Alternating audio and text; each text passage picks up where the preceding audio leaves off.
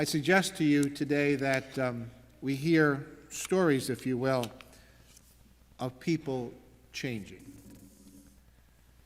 People coming to a deeper understanding about God.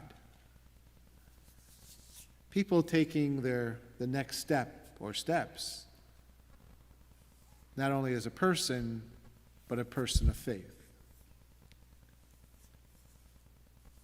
We know this Abraham story. We've heard it before, and I suppose for X amount of years, how many it is for you, that we might ask the question, how could Abraham be so willing to sacrifice Isaac? And I'd suggest to you the answer to that question has to do with Abraham's understanding about who God was. Not who God is, but was. Certainly the Lord appreciated the obedience, if you will, of Abraham. But the Lord really went on to say to him, it's not sacrifice that I want. It's not the sacrifice that, other people may have given to other gods.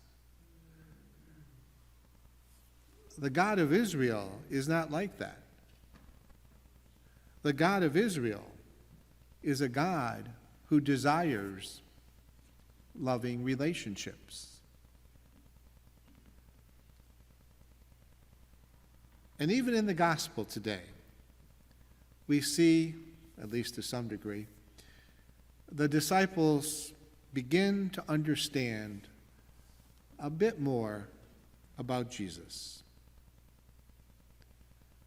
A bit more about the fact that he was God's ultimate messenger.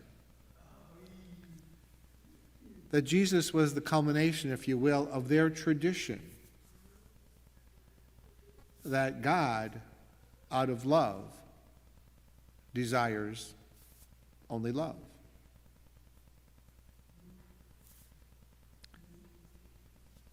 Abraham and his disciples, they couldn't take it in all at once.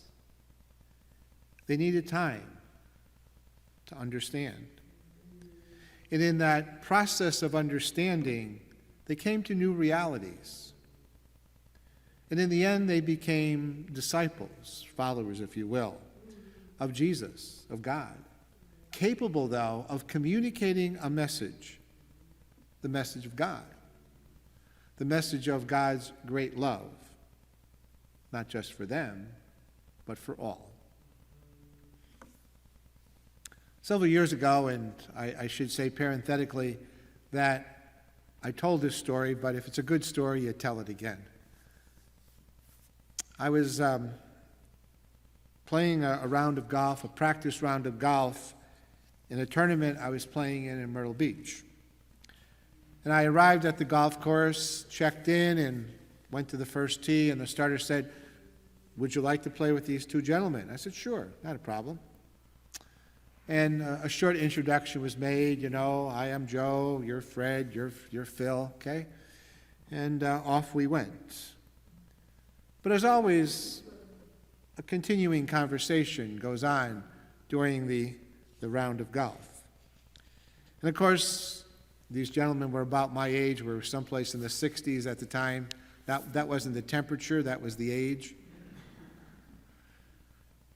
And the questions were like, where you from? And are you retired, or you're still working? Things like that. And ultimately, one of the gentlemen said to me, "Hey, Joe, you retired or working?" I said, "Still working." And then it came to pass that they asked the question, "Well, what do you do, Joe, for a living?" And I give the answer that I always give: I'm a Roman Catholic priest. Usually there's silence then in the group. The language improves for the rest of the round of golf.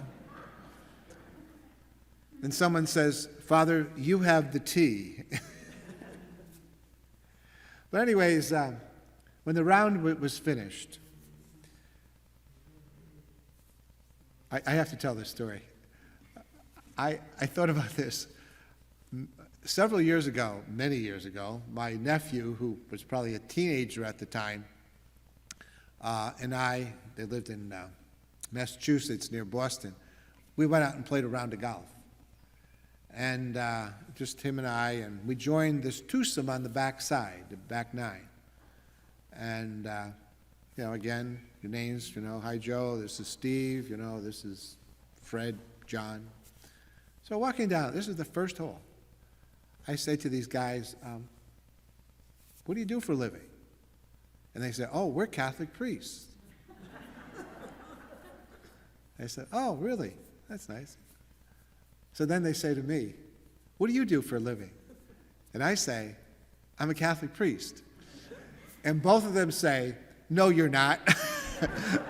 That's your son." I said, "No, that's my nephew."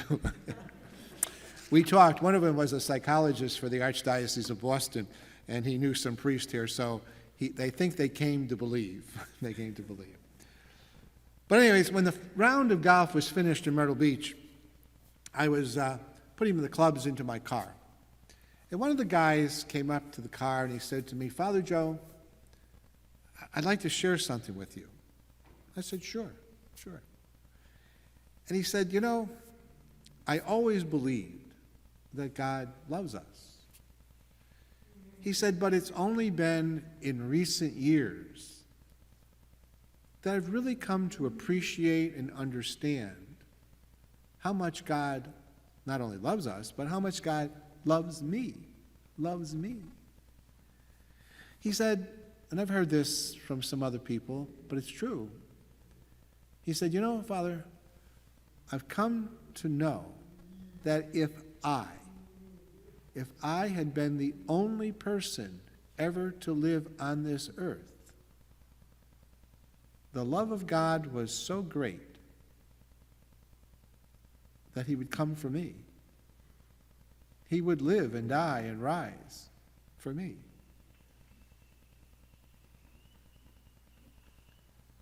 Here's an example of a gentleman, in a sense, growing in that awareness of God, his understanding of God, of how God's love was exemplified in Jesus, and how that love eventually encourages us, directs us, points to us to live those same lives of love in our daily lives now and always. As one person has shared, the God who created us continues to invite us to live as if love were the only thing that matters.